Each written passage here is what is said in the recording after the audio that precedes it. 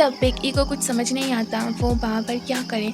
तभी team leader चाहते हुए अंदर आने लगता है और तब से बेकी का उल्टी गिनती शुरू हो जाती है और तभी वहाँ से बेकी अपनी पूरी पावर को यूज़ करके बाहर आ जाता है और ज़ोरों से चिल्लाते हुए भागने लगता है।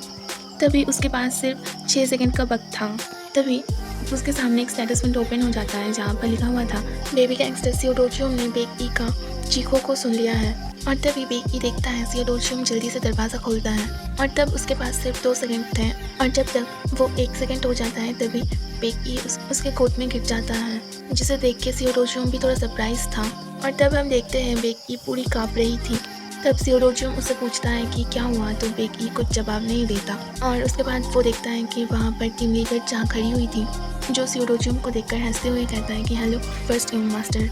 तब सियोडोचियम बेकी को अपने बाहों में छुपाते हुए कहता है कि हाँ बोलिए, क्या अभी कुछ हुआ था। बेकी कुछ ज़्यादा ही घबराई हुई है। तब टीम लीडर चांद थोड़ी सरप्राइज होकर कहता है कि मैं तो यहाँ पर सिर्फ अभी अभी आई हूँ, पर जब मैंने उसकी चीखें सुनी मैं भी घबराई हुई थी। उसके बाद वो बेकी से कहता है कि क्या अभी कुछ हुआ था मिस, क्या आप ठीक है। तब बेकी उसे ऐसा करते हुए देखते हुए घबरा जाता है और सोचने लगता है कि क्या मैं अभी ज़ोर से बता दूँ कि टीम लीडर चाही एक स्पाई है।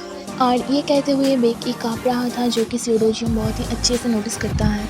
उसके बाद सियोडोचियम और टीम लीडर चा के बीच एक आई कॉन्ट्रैक्ट होता है और तब टीम लीडर चा थोड़ा सा झुक के कहता है ठीक है, मुझे ये देखकर अच्छा लगा कि हमारा पहला यंग मास्टर बेकी के साथ है, तो फिर मुझे अब जाना चाहिए। और ये कहते हुए वो वहाँ से जाने लगता है। तब सियोडोचियम और बेकी उसे ही देख रहा था। अचानक से सियोडोचियम बेकी से कहता है कि क्या टीम लीडर चाही वो स्पाई है, जिसे सुनने के बाद बेकी थोड़ा घबरा जाता है। तभी सियोडोचियम उसकी तरफ देख के फिर से कहता है मैं फिर से तुम्हें पूछ रही हूँ, आज सुबह और अभी तुम जो ऐसे डरे हुए थे, क्या इसका रीज़न टीम लीडर चाह है। तब बेकी सोचने लगता है कि उसे सच बोल देना चाहिए या नहीं। तब उसे सियोडोचियम के साथ की हुई पुरानी सब बातें याद आ जाती हैं और वो सोचने लगता है कि उसे ये सब बताना चाहिए भी या नहीं।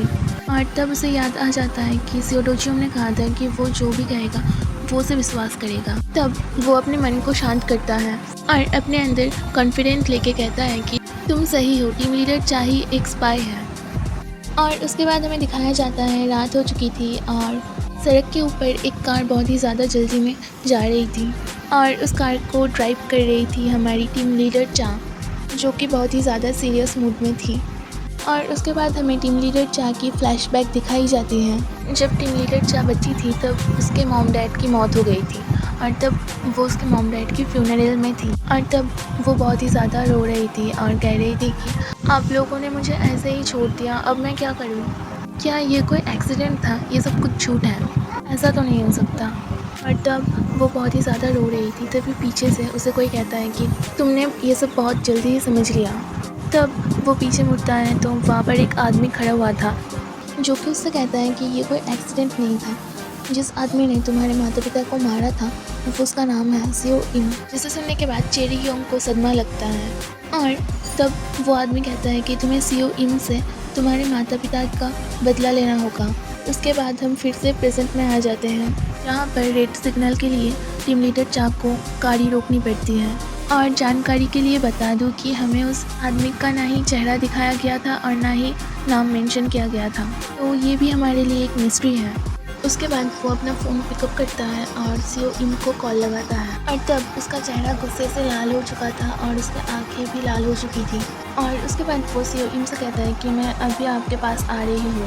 और उसके बाद सीन फिर से शिफ्ट होता है सियोडोचियम के घर में, जहाँ पर सियो योल अभी अभी घर आया और तभी वो देखता है रेलिंग से बेकी अंकल अंकल कह के चीखते हुए आ रहा था। और तब बेकी सियो योल को देखकर वहाँ पर ही रुक जाता है और कहता है कि सियो योल तुम। तब सियो योल नीचे से ही आवाज़ देता है कि हाँ, टीचर के साथ आज मेरा कुछ इम्पोर्टेंट मीटिंग था, पर तुम ऐसा क्यों कर रहे हो।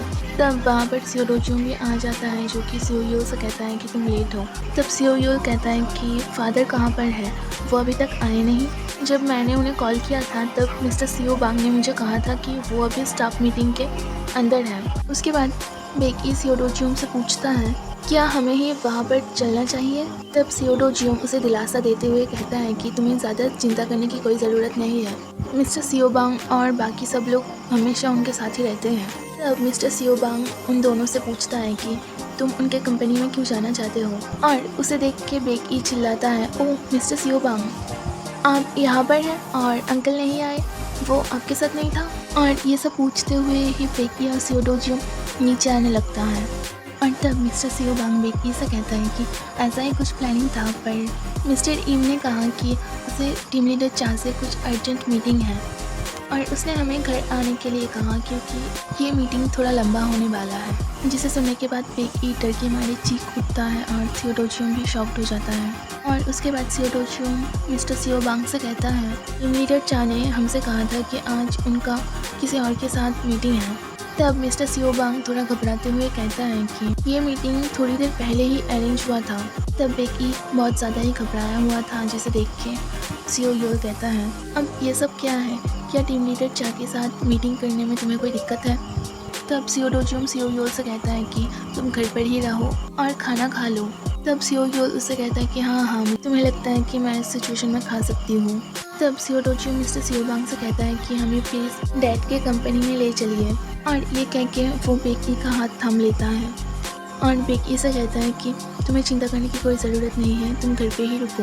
तब बेकी उसे सीधा सीधा मना करके उसका हाथ फिर से थाम लेता है और कहता है कि मैं यहाँ पर चुप नहीं बैठने वाली हूँ, चलो एक साथ चले।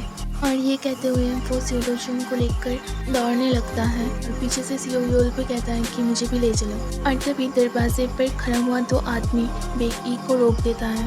तब बेकी चिल्ला के कहता है कि ये वक्त ये सब करने के लिए नहीं है, हमें जल्दी से अंकल को ढूंढना पड़ेगा। तब इसमें से एक आदमी कहता है कि अगर ये आप भी हो तब भी हम इंफॉर्मेशन को वेरीफाई नहीं करके आपको छोड़ नहीं सकते हैं। तब बेकी थोड़ा घबरा जाता है, पर तभी सियो योल वहाँ पर आके कहता है कि मैं उसे ट्रस्ट करती हूँ। और तब सभी मान जाते हैं और सियोडो जियोंग मन ही मन कहता है कि चलो बेकी। और इसके बाद सीन फिर से चेंज होता है, जहाँ पर सियो इम के ऑफिस में टीम लीडर चा खड़ी हुई थी, जो सियो इम से कहता है कि आपने मेरे पेरेंट्स को क्यों मारा था। तब सियो इम टीम लीडर चा से कहता है कि ये सब तुम क्या कह रहे हो, मुझे ज़रा ठीक से बताओ तब मैं समझ पाऊंगी। तब टीम लीडर चा कहता है कि क्या ठीक से बताऊं। और तब वो गुस्से से पूरी लाल हो चुकी थी। और उसके बाद हमें फिर से फ्लैशबैक दिखाया जाता है, जहाँ पर ठंड का मौसम था और बर्फ भी गिर रहा था और सियो इम तक जवान था। तभी उसके घर की दरवाजे के बाहर एक लड़की खड़ी हुई थी, जो कि हमारी टीम लीडर चा थी, जिसने सियो इम से कहा कि उसके पेरेंट्स मर चुके हैं और उसे इम क्लैन को ज्वाइन करना है। सियो इम उससे पूछता है कि तुम वेक योंजो ग्रुप के हो, है ना?